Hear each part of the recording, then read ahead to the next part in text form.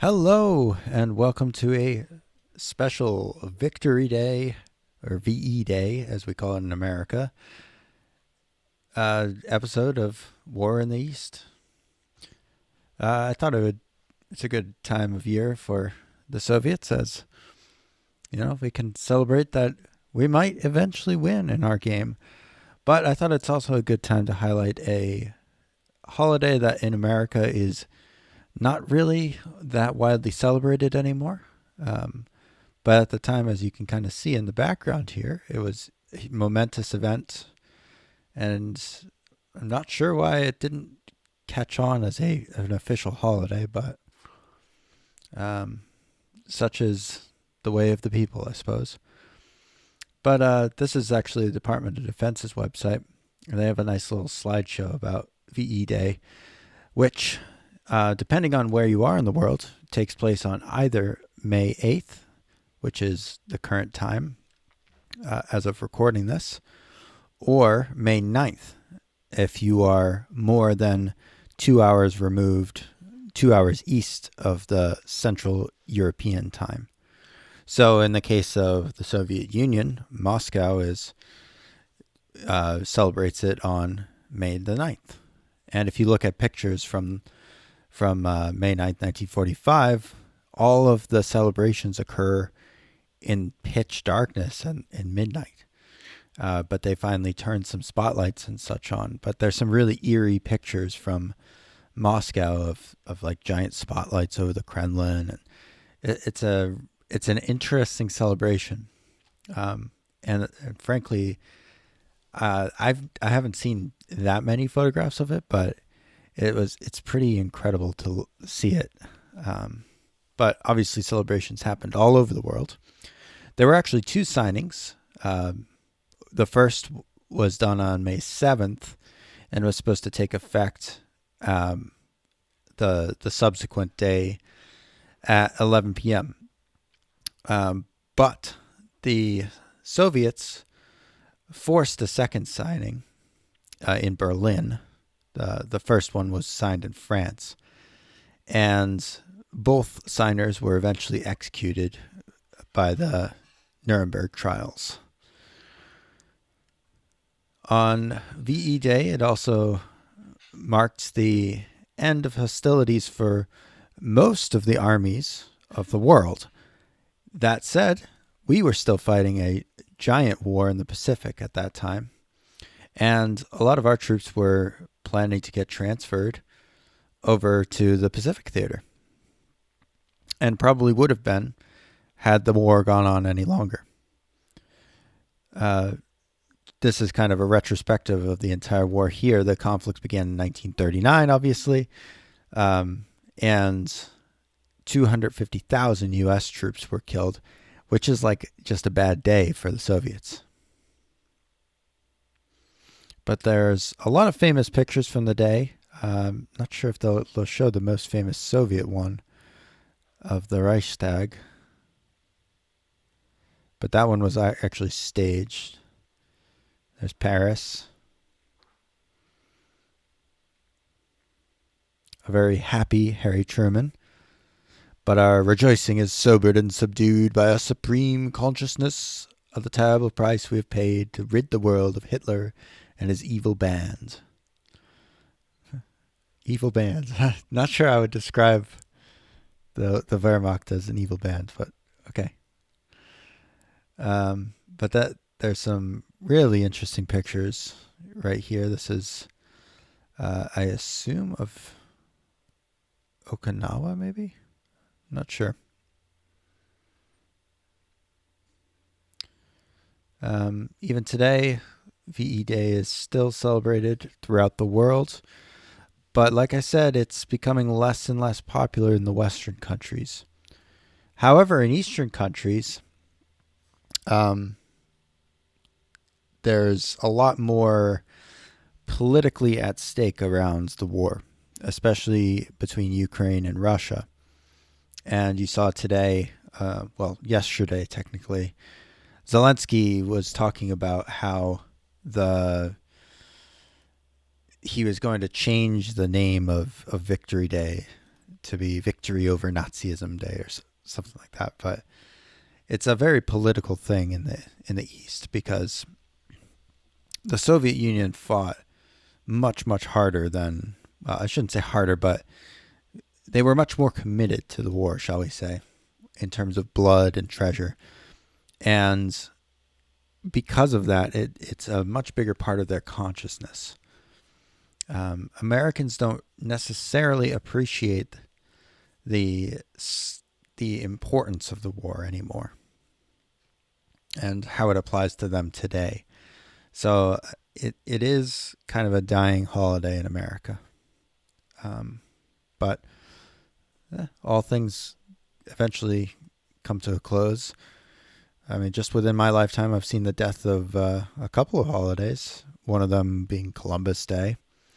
And VE Day had already been on the decline, and VJ Day is very seldom celebrated in America.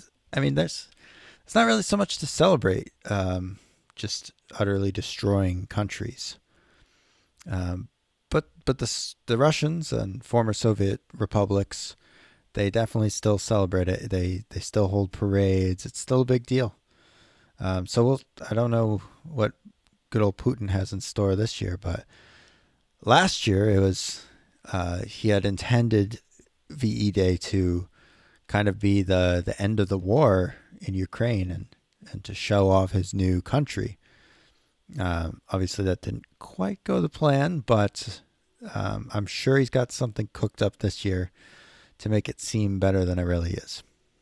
A traditional Soviet style parade, I'm sure. That said, they probably won't have too many artillery shells in said parade, but that's another story. We also are lacking artillery, especially in this northwestern front region. I'm definitely starting to feel the attrition on our artillery. Because even though we started the game with a good amount of it, a lot of these artillery units have been slowly worn down, and so they're somewhat under strength. Not all of them, but some of them are starting to lose a little bit of strength. And so you see, like the 32nd Army is down to just 135 guns. And that's not counting all of the guns that are assigned to individual divisions, but definitely the armies that have seen the most fighting so far have lost a lot of artillery. So that's going to become a problem for us the later the game goes, until these 23,000 artillery pieces are not insignificant. I mean, we're still losing hundreds every turn, pretty much no matter what we do. But sometimes you got to use guns to hold ground and to save lives. So I'm willing to throw in as many guns as it takes. Now, the tricky bit about this setup here in the northwestern front is that we have this very scary looking gap that we desperately need to plug, but we don't necessarily have a ton of stuff to plug into it. So that's a little bit of a concern. Now, one option is to shift stuff over from the second line. I'm not in love with that idea, but I think we might have to do it just to rotate some fresh blood in. So I'm gonna pull some stuff off the line here. And now that this is it's got to be pretty damn close to being ready. I guess it's still only 25% TOE. It's not great. It's really just hard to get tanks now. So once you get under strength, you stay under strength. So maybe I'll toss them up here. And, these things are just so stacked with the fortresses and the coastal artillery. It's very annoying. But I guess maybe I'll just stick them over here. I don't know. Could also start sending them south, I suppose. Yeah, maybe that's what I'll do. I'll put them over here. And then we will put this guy over here. Put him under the 32nd Army. We're going to be doing some reorganization in general this turn.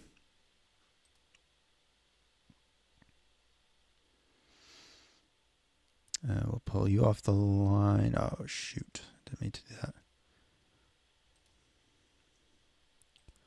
Just wanted the tank.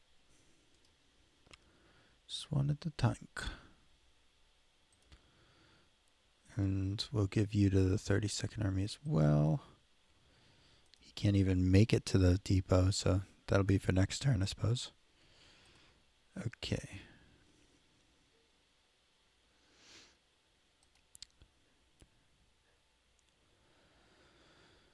Now, I guess between the two of these, I want to send this slightly higher strength one down into this area here. And we'll give them to that, maybe the Airborne Corps? Not sure.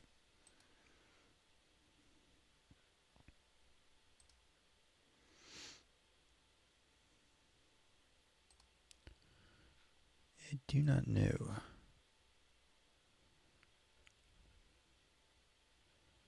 I think we definitely want to move Northwestern Air Command back a hex just in case.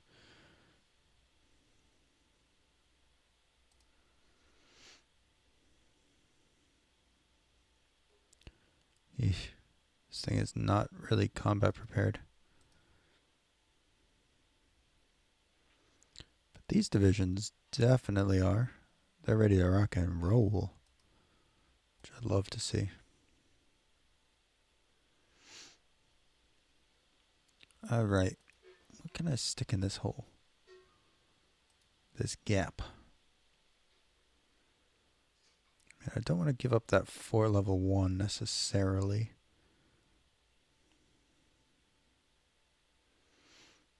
Swamp, swamp, swamp. It's all swamp.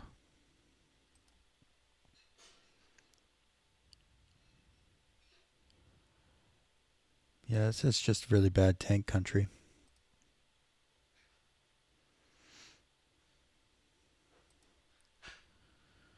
Alright, well, what I could do is put him there. And then move up the cavalry. That's going to eat up a lot of his preparedness, though. A little nervous about that.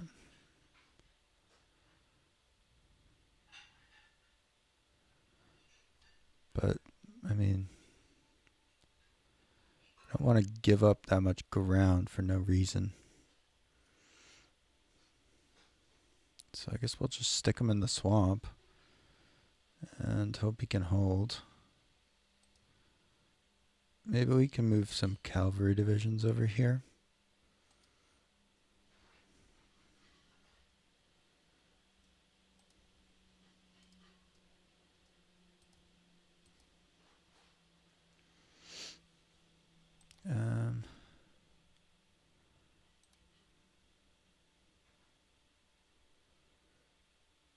Let's see.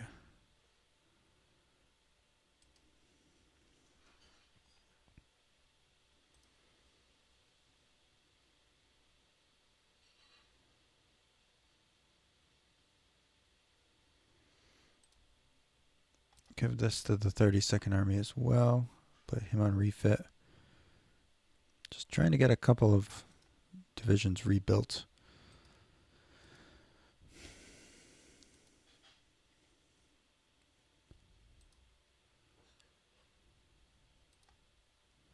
Just scared that if they break through this, which they very well could, that it'll just be a clear shot right to the rail line. So maybe it's worth it.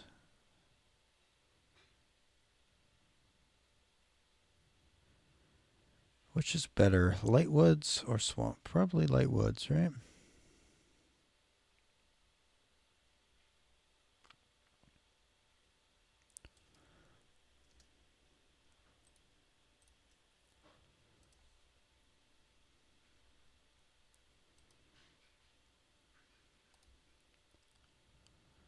Okay, well, these guys are all Luga. I think I'm going to move this guy to Luga.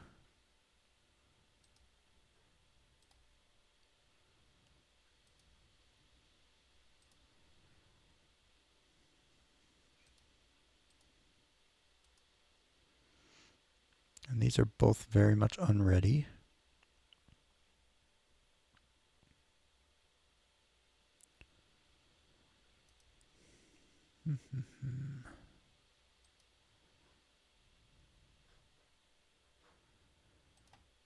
Very unfortunate.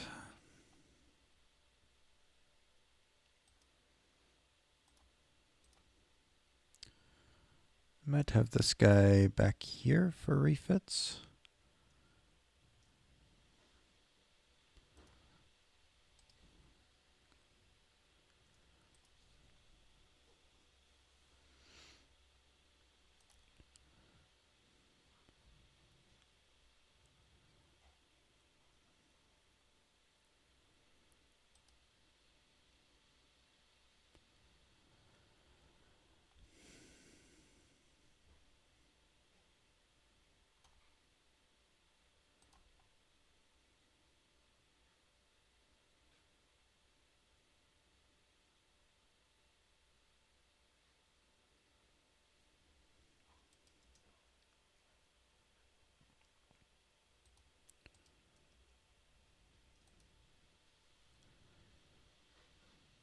Give these two over to Luga.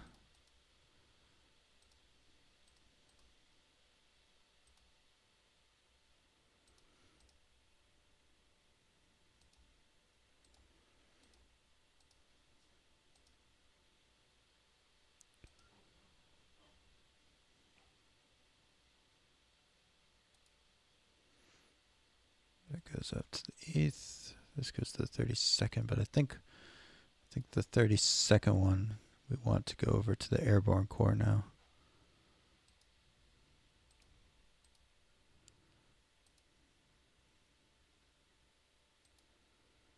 And that looks a little bit better.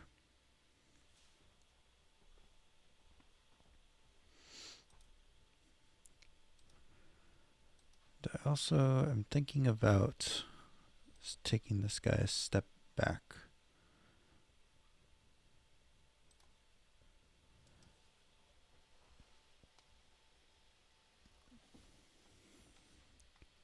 Just for safety reasons.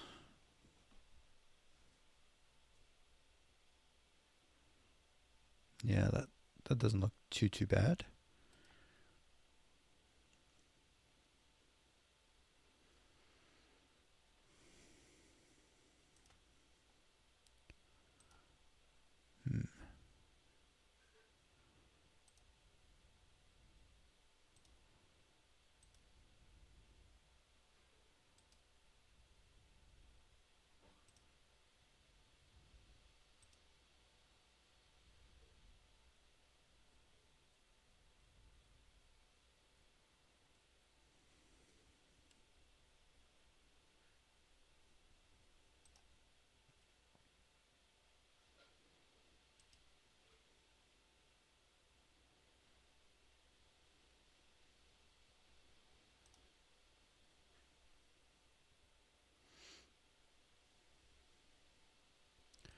It's nice that these are activated now because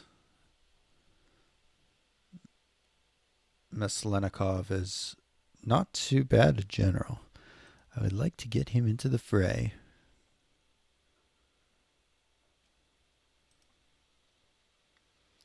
The question is where?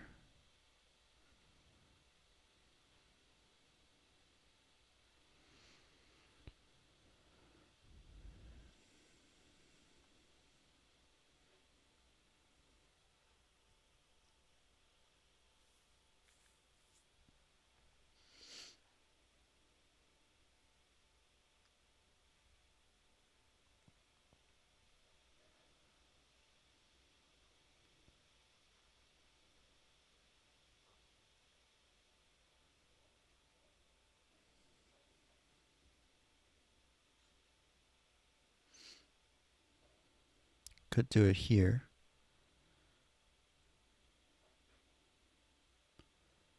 Have them take some of these guys that are going directly to the northwestern front.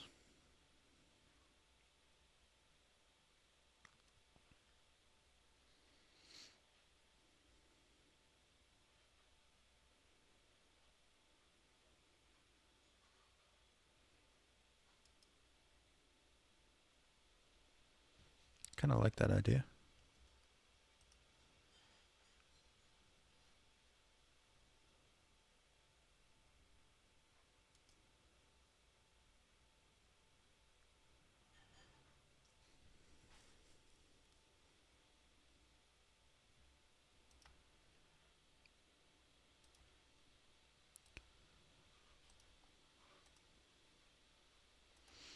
All right, so all these guys that are going direct to the northwestern front, I'm now going to give them over to the Coastal Army.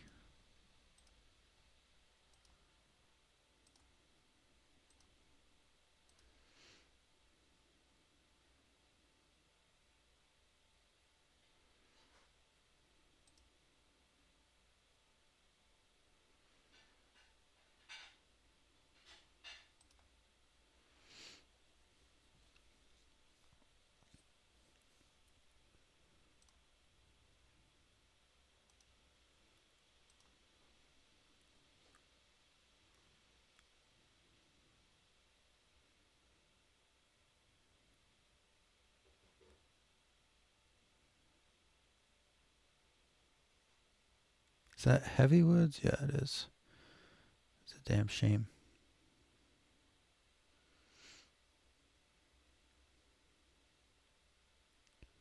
Swamp.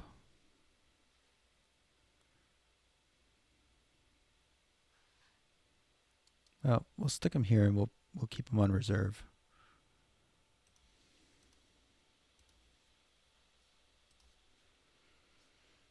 Maybe he'll get committed.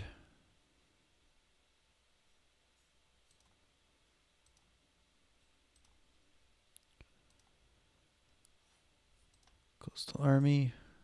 The Leningrad militia here can go to the Coastal Army.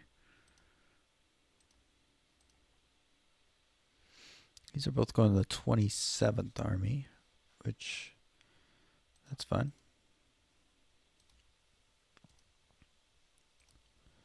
Let's make sure he's going to get actual supplies, and let's give him some artillery.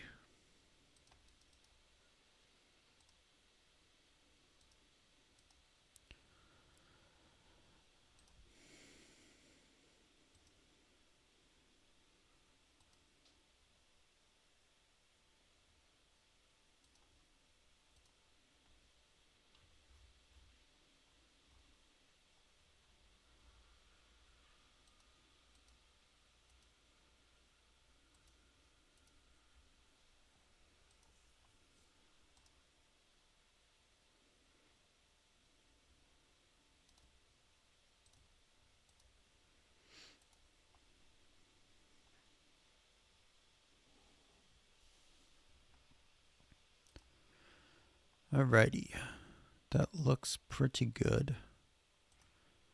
This will be on reserve.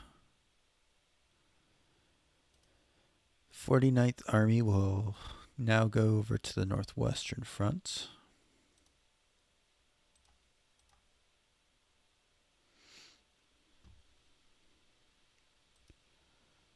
And I believe I might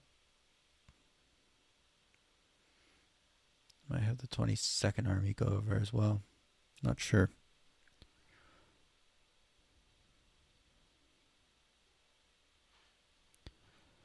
But that's kind of what I'm starting to think about. This is such a weak hex.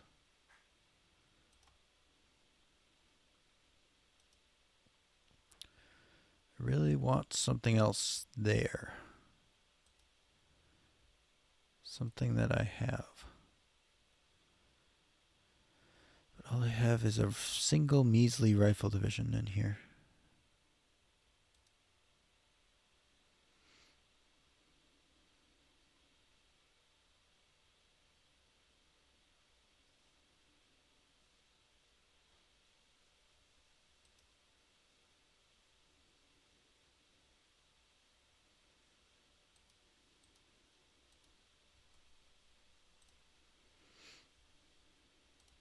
How's this guy?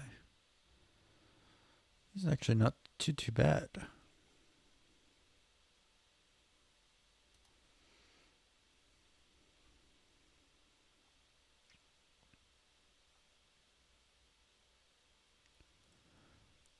Damn, look at that salient.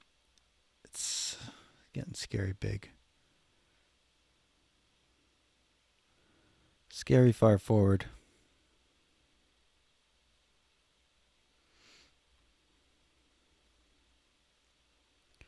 There's just nothing here to stop this from just blasting through. I think we're gonna have to bring in a ton of reinforcements into Kursk. I think that's the only way to slow this down. It's like, I mean, at least this stuff we might be able to catch them with some of our units over here. 40th Army. But Bryansk front area is not looking so hot. Damn. Very unfortunate.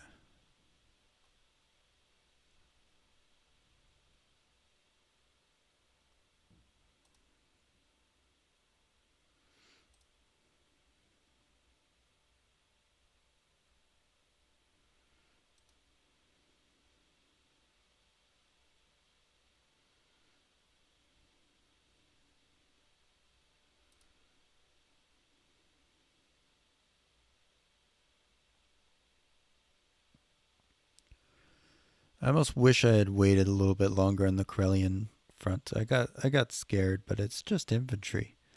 It would have taken him a while to get anywhere.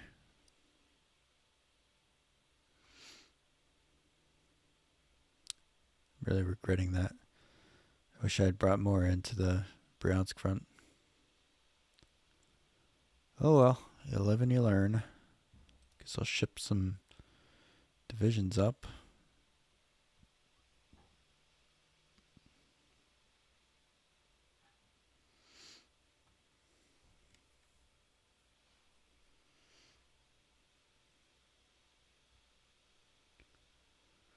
Just gonna be a big gap.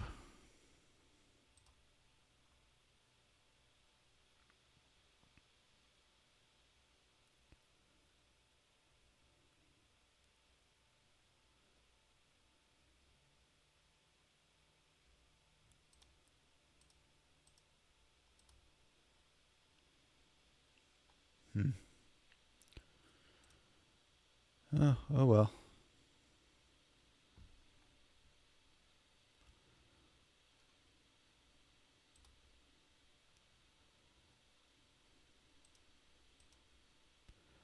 That is unready.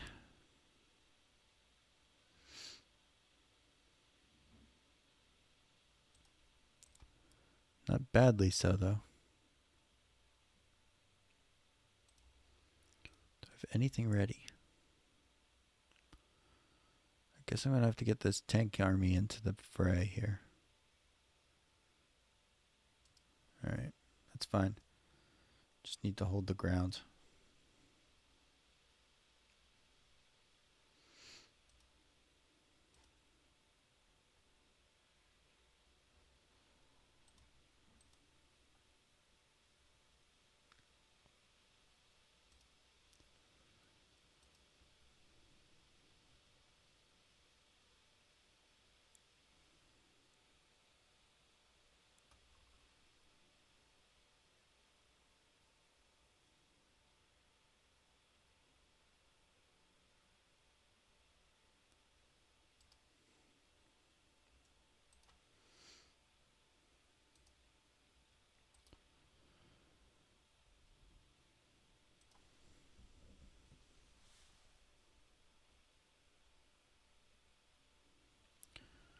Perikev hopefully can hold the ground.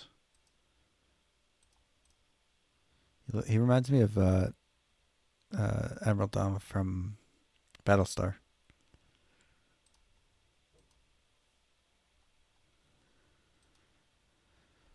Oh boy.